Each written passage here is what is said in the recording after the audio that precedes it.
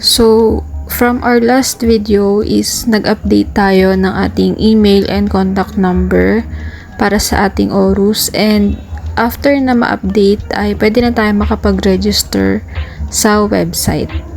So, balik kayo dun sa ORUS website and makita nyo dyan yung new registration. I-click nyo yun and click nyo yung as an individual since personal TIN ID naman natin yung gagawin natin. So, create an account and enter lang yung mga details na kailangan.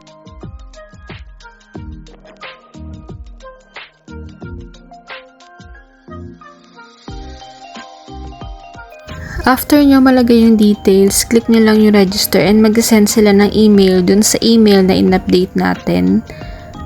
And doon, pwede na nating ma-verify ang ating account. So, pag okay na, is pwede na tayong makalogin sa ating ORUS account.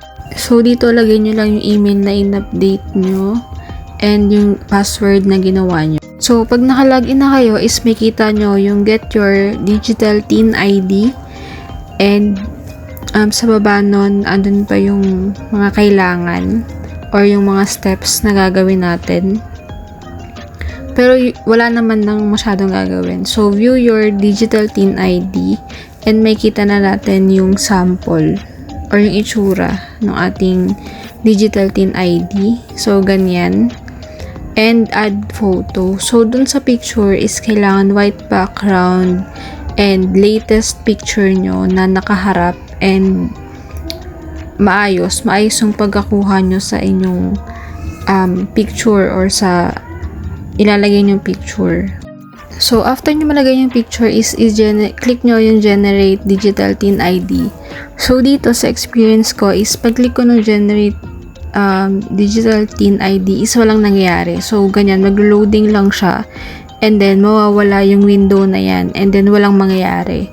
So, nakailang beses akong try and ganyan pa rin yung nangyayari. So, ang ginawa ko is nag-email ako sa customer service nung website ng BIR. So far, as of now is wala pa akong nakukuhang response or update dun sa last step na ginawa ko. So, i-update ko kayo soon if meron na silang email sa akin.